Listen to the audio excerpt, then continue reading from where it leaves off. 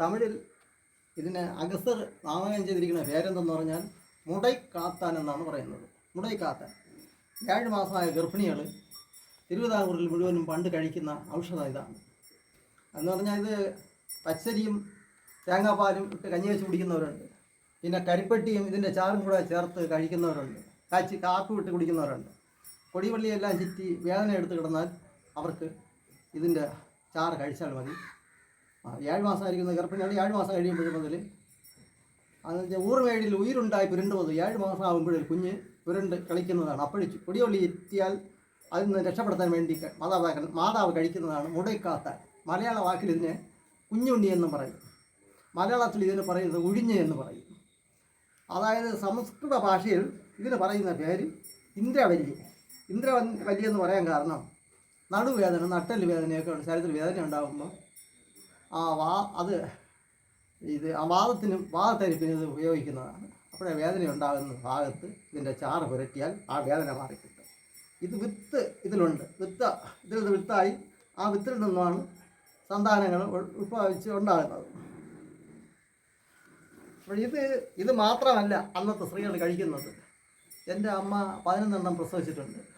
ഒന്നും ആശുപത്രിയിൽ പോയി കണ്ടിട്ടുള്ളതല്ല. അതിൽ മൂത്തവനാണ് ഞാൻ. അന്ന കാലത്ത് അവർ കഴിക്കുന്ന അവരുടെ കാപ്പി ഇതാണ്. അത് പോയിട്ട് ഒരു 5 തേങ്ങയെങ്കിലും അവർ ഉരുക്കി കുടിക്കും. ആ തേങ്ങ ഉരുക്കട്ട കുടിക്കുക എന്ന് പറഞ്ഞാൽ മറ്റാരും കാണാത്ത രീതിയിലാണ് അത് കഴിക്കുന്നത്. ഒത്തല്ല കഴിക്കുന്നത്. ഒരു തേങ്ങ ഉരുക്കി കഴിഞ്ഞാൽ ഒരു 3 ദിവസമായിട്ടത് കഴിക്കും. അതിൻ്റെ കക്ക ഒരു പ്രാവശ്യമായിട്ട് കഴിക്കും. അതാരും കാണാത്ത സമയത്ത് സ്ത്രീ സന്ധ്യ തടയിൽ നിന്ന് വെച്ച് കഴിക്കാതെയൊക്കെയാണ് അവർ കഴിക്കുന്നത്. അപ്പോൾ കുഞ്ഞുങ്ങളെ പ്രസവിക്കുന്ന സമയത്ത് അത് പ്രസവിച്ച് 1 മാസമെങ്കിലും ആയ അതുപോലെ തോന്നുന്നു അവരുടെ കുഞ്ഞിൻ്റെ ദേഹത്ത് മാറ്റൊന്നും കാണില്ല.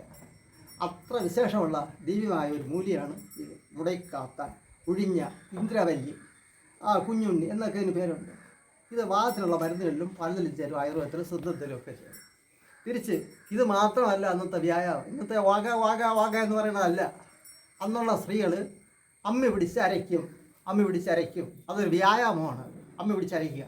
പിന്നെ അത് പോയിട്ട് തേങ്ങ ചുരണ്ടി തിരുവല്ല ഉണ്ട്. തേങ്ങ ചുരണ്ടി അത് കിണറ്റിൽ നിന്നും അവർ വെള്ളം വലിച്ചെടുക്കും. മക്കറ്റിട്ട് കിണറ്റിൽ നിന്ന് അവർ അരി ഇടിക്കും, നെല്ല് കുത്തും.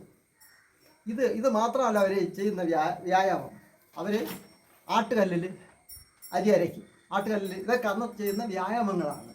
അപ്പോൾ വെള്ളം കോരി എടുക്കുക, പുഴുക്കോല് കുത്തുക, മാവ് അരി ഇടിച്ച് മാവാക്കുക, അരയ്ക്കുക, ഇതെല്ലാം ഭയങ്കര വ്യായാമമാണ്. ഇന്നത്തെ മേശയെടുപ്പൊന്നുമല്ല. അന്ന് നിലത്തിരുന്നാണ് തേങ്ങയൊക്കെ ചോറ്. അന്ന് രാവിലെ അവർ ചുമട് കൊണ്ടുപോയിട്ട് ചന്തയ്ക്ക് ഒരാൾ പിടിച്ചെടുക്കുന്ന ഒരു 50 കിലോ എങ്കിലും വട്ടം വരുന്ന ചുമട് എൻ്റെ കൈ കൊണ്ട് പിടിച്ചു കൊടുത്ത് ആ സ്ത്രീ ചന്തയിൽ പോയിട്ട് വന്ന് വൈകുന്നേരം പ്രസവിച്ചൊരു ആൺകുഞ്ഞിനെ.